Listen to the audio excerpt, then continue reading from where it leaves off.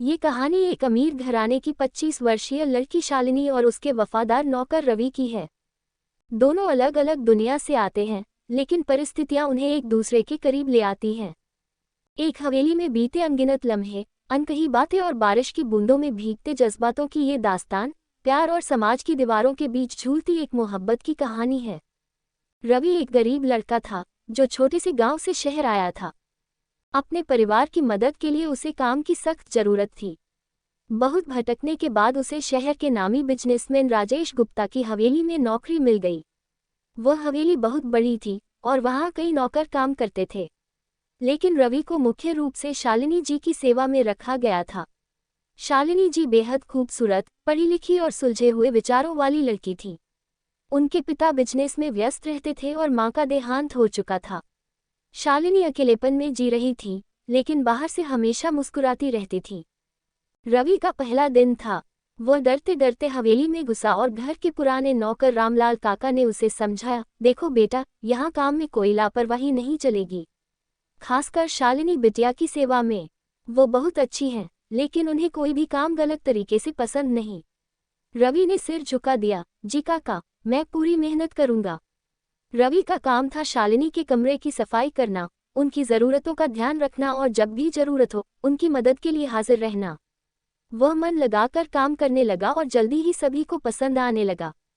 शालिनी अपने कमरे में बैठी किताब पढ़ रही थी जब रवि पहली बार उनके सामने आया। मालकिन, मैं रवि, आज से आपका नया सेवक हूँ। शालिनी ने उसे देखा, मजबूत शरीर, सादगी से भरा चेहरा, आंखों में ईमानदारी झलक रही थी। अच्छा, तो तुम मेरे काम में मेरी मदद करोगे? उन्होंने हल्की मुस्कान के साथ पूछा। जी मालकिन, पूरी ईमानदारी से। शालिनी ने सिर हिलाया और किताब पढ़ने में लग गईं। लेकिन रवि को नहीं पता था कि यह रिश्ता यही खत्म नहीं होने वाला था। कुछ ही दिनों में शालिनी को रवि पर पूरा भरोसा हो गया। वह जितना ईमानदार था उतना ही समझदार भी। वह उनके हर काम को बिना कहे समझ जाता। कभी उन्हें पानी लाकर देना, कभी उनकी मनपसंद चाय बना देना और कभी जरूरत पड़ने पर उनकी गाड़ी तक निकाल देना। धीरे धीरे ये रिश्ता सिर्फ मालिक और नौकर का नहीं रह गया।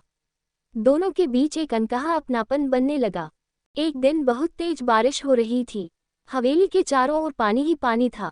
बिजली चमक रही थी और हवाओं की गड़गड़ाहट पूरे माहौल को रोमांचक बना रही थी।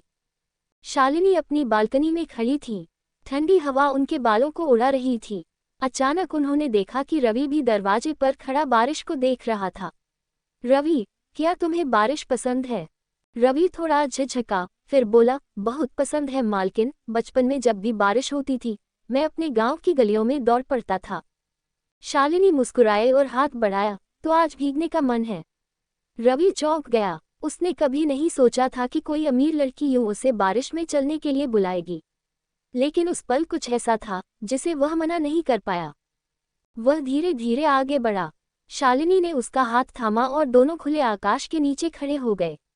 पानी की बूंदें उनके चेहरे पर गिरने लगी। शालिनी ने आंखें बंद कर ली और बारिश को महसूस करने लगी। रवि के लिए यह पल किसी सपने जैसा था। उसने धीरे से कहा, आपको ठंड लग जाएगी मालकिन। शालिनी ने हल्के से हंसकर कहा, कभी कभी जिंदगी को महसूस करने के लिए भीगना जरूरी होता है रवि। रवि ने पहली बार जाना कि सिर्फ अमीरी गरीबी ही जिंदगी का सच नहीं होती। कभी कभी दो दिलों के बीच की नज़दीकियां हर दीवार को गिरा सकती हैं। उस दिन के बाद से रवि और शालिनी के बीच कुछ बदल गया। अब उनकी बातें पहले से ज्यादा हो गईं। शालिनी जब भी परेशान होती रवि से बात कर लेती। एक दिन शालिनी बहुत उदास थी। उनके पिता ने उनसे बिना पूछे उनकी शादी तय कर दी थी। रवि ने धीरे से पूछा, मालकिन, आप दुखी क्यों हैं? शालिनी ने लंबी सांस ली, पिताजी मेरी शादी एक बड़े बिजनेसमैन से कराना चाहते हैं, लेकिन मैं उससे प्यार नहीं करती। रवि ने अनजाने में अपना हाथ मुट्ठी में भींच लिया। उसे पहली बार एहसास हुआ कि वह शालिनी से प्यार करने लगा है, लेकिन यह संभव कैसे था? वह तो सिर्फ एक नौकर था। पर उस रात जब शालिनी ने रवि को देखा तो उनकी आंखों में भी वही भाव थे। अगर मैं कहूं कि मैं किसी और से प्यार करती हूँ? शालिनी ने धीमे से पूछा। रवि की धड़कनें तेज हो गईं। किससे? उसने कांपती आवाज में पूछा। शालिनी ने उसकी आंखों में देखा और हल्के से मुस्कुरा।